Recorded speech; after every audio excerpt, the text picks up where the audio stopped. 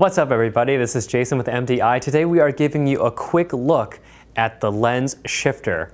Now the LensShifter are these two color-coded knobs on my Sigma 18-35, and what these do is they allow you to get nice and finite movement on either your focus ring and your zoom ring. Now the reason that they're color-coded red and blue is so that you can determine which one is which, because sometimes the focus is on the front of the lens or the back of the lens.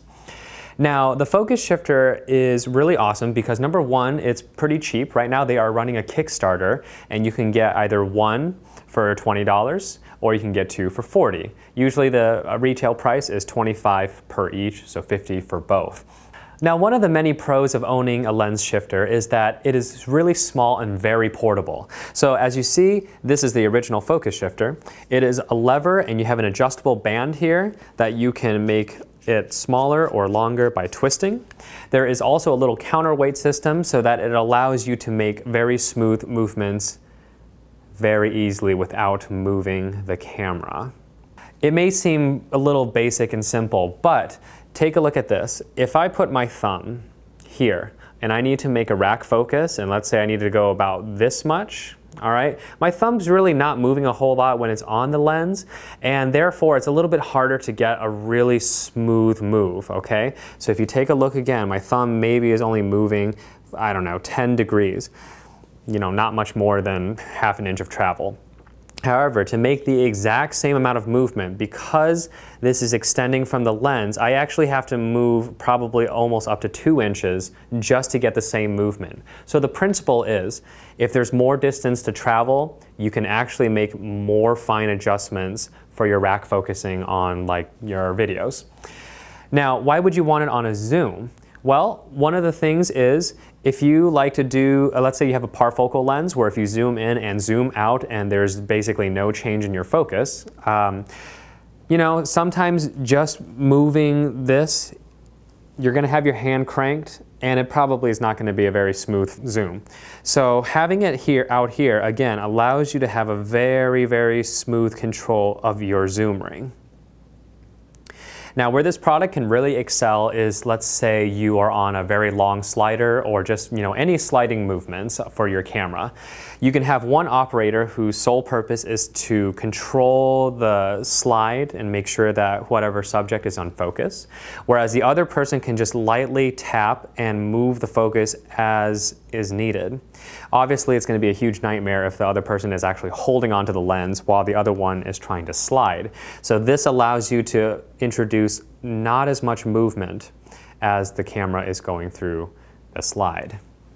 Another great benefit is setup time. It takes probably, I don't know, maybe like 1 or 2 minutes just to put the adjustable band on and twist it up. Whereas traditionally, if you want to put a follow focus in a huge rig setup, you got to take your camera, put it into some kind of a cage, or at least some kind of a base plate that has two 15mm rods on it. You put out the rods, you make sure the height away from the camera body is correct, then you have to then put the follow focus in, put the gear over, and it gets very complicated very quick. And if you have to make a lens switch halfway through, you then maybe have to take the follow focus off. Some models you probably don't have to. Take out the lens, put in another one, adjust it to whatever new length it is. Whereas this one, you can literally just unscrew, put it onto the new lens, and have it there. Or, like anything else, you can buy multiples of these, have your lens already set up ready to go, and that way when you're on a rig, you can just swap out the lens and you're ready to go. Now, there are some DIY versions of it, and here are some reasons why I think that, while they work and they are cheaper, there are a couple things you're missing out. So one of the popular ways is using a jar opener. It kind of has more or less the same mechanics. However, right here on the lever is completely loose. So what happens is let's say if you do need someone to do a follow focus while you're on a slider, your operator is actually going to have to pull on it. So now you're introducing another force while the camera is moving, and because of it having that slack, you may have to move even further than you would want to. Whereas this one, again, I'm literally barely pushing or pulling on this thing, and the focus will move. Whereas, like I said, with a jar opener, you're gonna have to push it here before maybe anything happens. So all in all, if you're a beginning filmmaker and you're starting to experiment with, like, you know, the Hitchcock zoom, or you're racking focus from one subject to another based on how you're blocking shots, but you don't have the cash to full on deck it out in a rig, I would say give the LensShifter a shot, because again, it's super portable, your setup times will be lessened, and if you have a two-person operation, it does allow you to get nice smooth shots without any compromise to your camera's movement.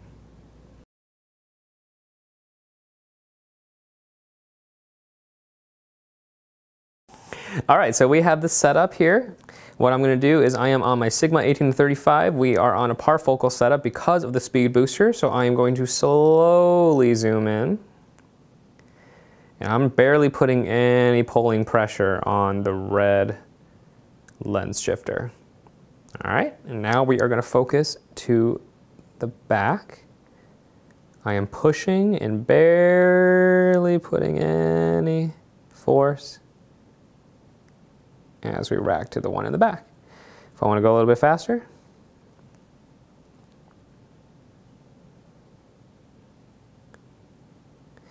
very simple, and I have more finite control because of the added distance. Then we'll zoom back out. So check them out on Kickstarter right here, down below. And then now I'm going to rack focus completely the wrong way. Take two.